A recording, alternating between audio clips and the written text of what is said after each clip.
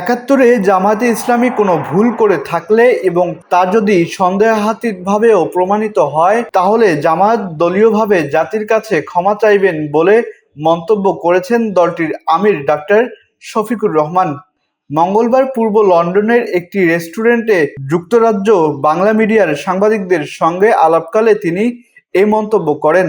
Doctor Shafiqur Rahman বলেন, ব্রিটেনের court Chowdhury মাইনুদ্দিনের বিষয়ে বিচারের রায়ে আমাদের দেশে ওয়ার ক্রাইম ট্রাইব্যুনালের নামে যে বিচার হয়েছে তার অবজারভেশনে এখানকার বিচারপতিরা সে রায়কে জেনোসাইড অব জাস্টিস বলেছে। 15 বছর আমাদেরকে আমাদের অফিসে বসতে দেয়নি, আমাদেরকে কথা বলতে দেয়নি, আমাদেরকে কোনো র্যালি করতে দেয়নি, আমরা সাংবাদিকদের মাধ্যমে জাতির কাছে যেতে পারিনি।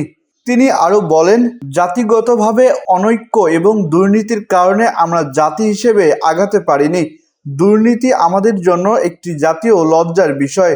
যুক্তরাজ্য নিজেদের দুর্নীতি থেকে অনেকটা মুক্ত রাখতে পারার কারণে সারা বিশ্বে নিজেদের একটা মর্যাদাপূর্ণ স্থান নিয়ে যেতে পেরেছে, কিন্তু আমরা সেটি পারিনি। যারা সমাজ পরিচালনা করবেন তারা পরিচ্ছন্ন না হলে সমাজ পরিচ্ছন্ন হবে না।